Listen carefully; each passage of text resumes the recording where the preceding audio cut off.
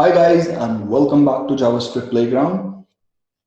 In today's video, we will talk about events, event listeners, and event handlers. So let's start with what is an event. When some action happens in the web page, that action is called event. These are some examples of events. The user clicking the mouse over a certain element, or the user hovering the cursor over a certain element, the user pressing a key on the keyboard, the user resizing or closing the browser window, a web page finishing loading, or a form being submitted, or a video being played or paused or finishing play. These are all examples of events. You can make your web page react to these events. Say, for example, when someone clicks on a button, show a pop-up, or when someone clicks the escape button, hide all the pop-ups, or when video is finished playing, then play the next video, etc., etc. This reacting to events is called listening to events. And the code that runs on this reaction is called event handler. There are two ways you can handle events. One is using the event handler property, and second is using add event listener method. Let's try both. Say we want to change the background color when someone clicks on this button. So let's give it a try. So I've already created a JavaScript file and it's imported in my HTML file. So before we can add an event handler to our button, first we need to select the button. So let's do that. So variable, say button. So document.getElement by ID. Let's select the ID. Okay, so let's give an ID here quickly.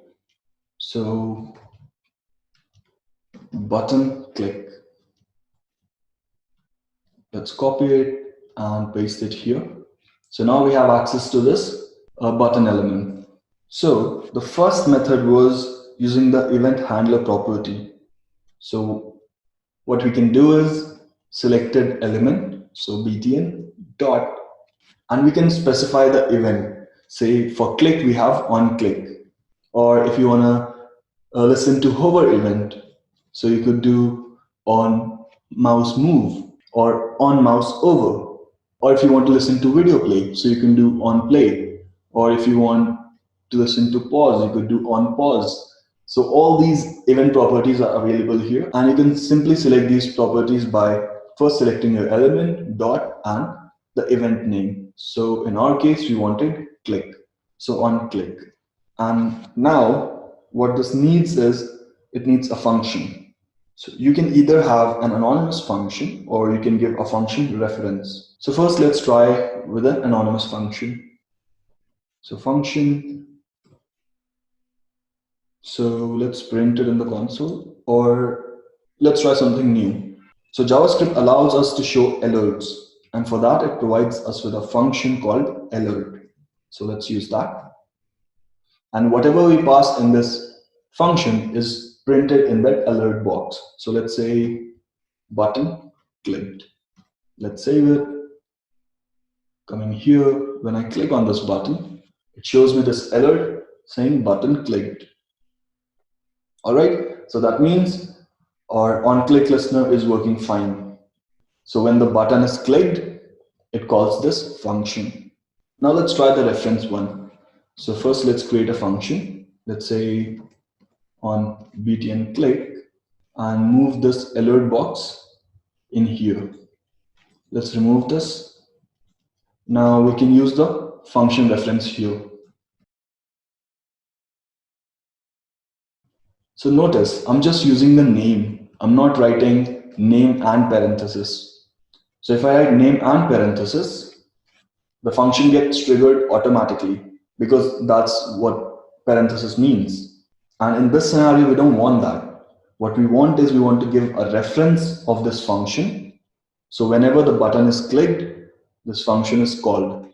So that's why we just write the function name and we don't add parenthesis, because we don't want this function to run when the code is executed.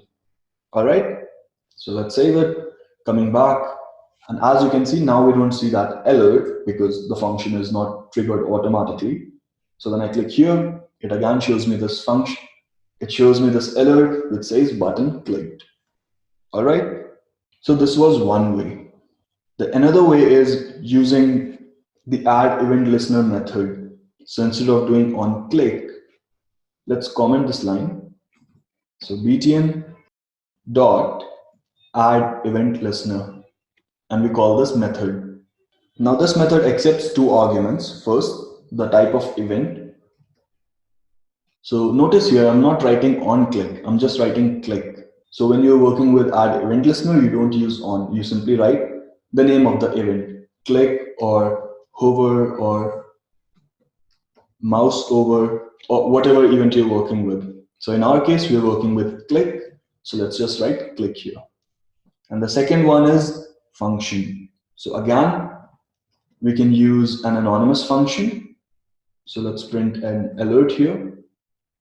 Say anonymous function called. Let's save it. So coming here, when I click, it shows me this alert which says anonymous function called. Or we can give it a reference, just like we did earlier. So coming back here, let's just pass the reference. So on btn click, remember no parenthesis. Let's save it. Again, when I click here, it shows me another alert which says button clicked. All right. So moving on. Now our function is getting triggered when we click on a button. So let's try changing the background color. So coming here. So instead of this alert, we use our selected element. Now what we want to do is we want to change the background color, and changing background color means we are working with style. So dot style and dot property, which is background color. And to update it, we can simply give a value here, say light coral. Let's save it. Coming here, when I click this button, it changes the background color of the button. So what we want is we want to change the background color of the division.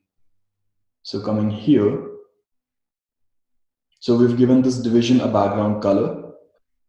So we've got header and div. So let's use our query selector for this. All right, so let's create a variable, say main div and document dot query selector, because we just want to select one element. And we can pass this CSS selector here. So header space div. Let's save it. Let's try printing it. Coming here, let's inspect. And as you can see, we got the entire div here. All right. Now we have access to the div and we can change its background color. So instead of button, we would use main div here. Let's save it. Now when I click on this button, it changes the background color. All right. Now time for a bonus concept. Now say you want to randomly change background color on every button click. So what we can do is we can use RGB here. So RGB, and this RGB accepts three values. And these three values are numbers between 0 and 255. So what we need is a way to generate these numbers randomly. And for that, we have a function in JavaScript, which is called math.random. So let's give it a try. Let's comment this for now. So math.random, let's save it. So this function, it returns a number between 0 and 1, where 1 is not included. So it will always be less than 1. So let's show this in an alert. Let's run this code. So when I click here, it shows me an alert with number 0.3 something. I try again, it gives me 0.37 something. Try again, it gives me 0.78. So as you can see, on every click, it's giving me a random number.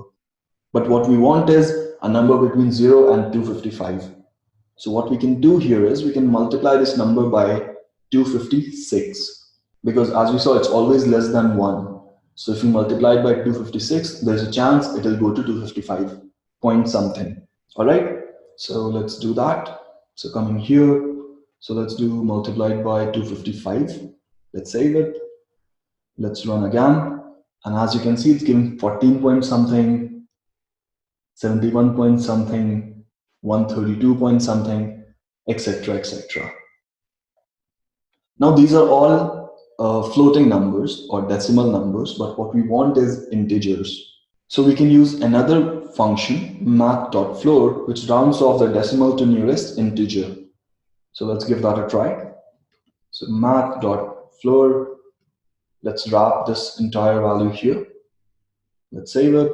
So coming here. Now when we click this button, it gives us numbers. So 37, 79, 93, and you see we get these random numbers. So we are good to go. We've got this expression which generates a random number between 0 and 255. All right, now let's create an expression which uses these random values to create an RGB expression. So let's give that a try.